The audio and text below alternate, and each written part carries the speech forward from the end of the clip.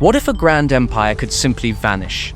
Not crumble into spectacular ruins of stone and marble, but fade away, its legacy swallowed by the very seas it once commanded. This isn't the stuff of legends, but the true story of Srivijaya, a phantom empire of the waves. It was a civilization that defined an entire era of Southeast Asian history, yet remains one of its greatest enigmas, leaving behind not towering monuments, but whispers in the jungle and ghost stories on the tide. The Srivijaya Empire. In the 7th century, the world's most valuable commodities, spices, silks, and precious resins, traveled on ribbons of salt and sea. The global economy of the time was a complex network of trade that linked the powerful empires of China and India. But the heart of this network was a dangerous, chaotic place. For centuries, merchants had navigated the treacherous Malacca and Sunda straits, a watery bottleneck rife with storms, perilous reefs, and ruthless pirates who preyed on vulnerable ships. It was a journey of immense risk and immense reward, a place where a single successful voyage could make a man's fortune or claim his life. This was the stage where Srivijaya would make its entry. Into this chaotic world, a new power emerged. It wasn't built on a grand capital of towering monuments or on vast armies conquering land. Its strength lay in the sea. This was a new kind of empire, a Thalassocracy, a kingdom whose power was born from and held on the waves. This elusive kingdom's greatest secret wasn't a hidden treasure, but its very nature as a fluid, adaptable force. One that understood the power of controlling not just territory, but the arteries of global commerce itself. The first whispers of this empire weren't found in a castle, but on a stone inscription unearthed in Sumatra, dated to the year 683 AD. Known as the Kedukan Bukit inscription, it tells of a powerful ruler, a king named Dipunta Hyang Srijayanasa, who led a great fleet and an army, conquering all who stood in his path. The inscription celebrates a sacred journey of conquest led by Dipunta. It describes a military expedition with 20,000 soldiers and 312 boats, culminating in the establishment of a new, prosperous kingdom. It was a foundational text, proclaiming the king's divine right and the dawn of a new era of Srivijayan supremacy. The name of the kingdom he founded was Srivijaya, which translates to glorious victory. Srivijaya's genius was in its strategy.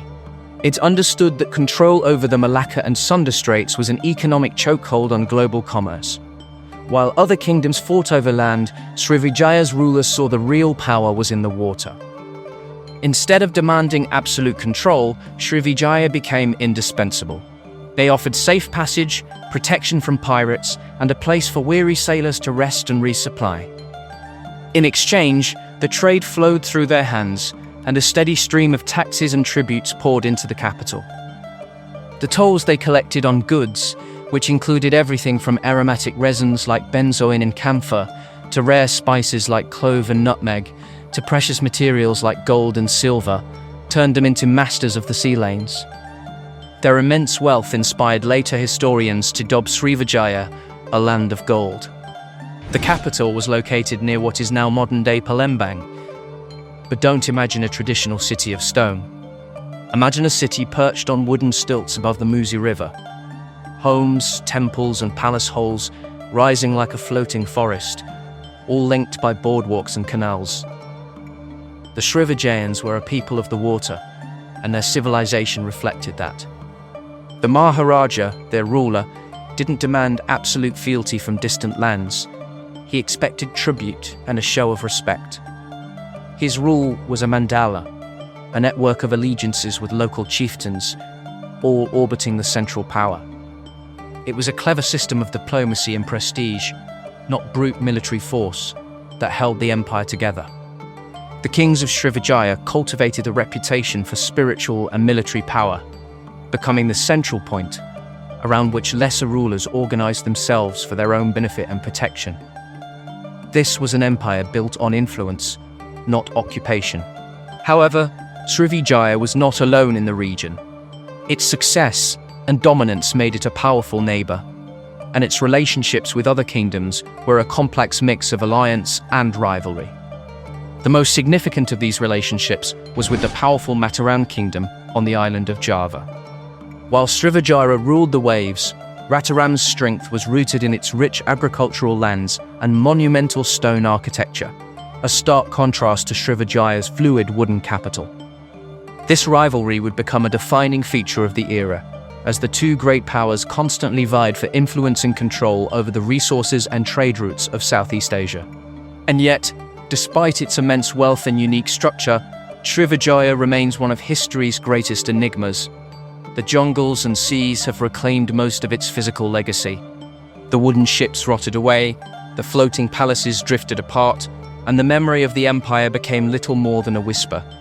But that whisper held a powerful secret. Srivijaya was not just a trading post. It was a beacon of Buddhist learning that drew pilgrims from across the known world.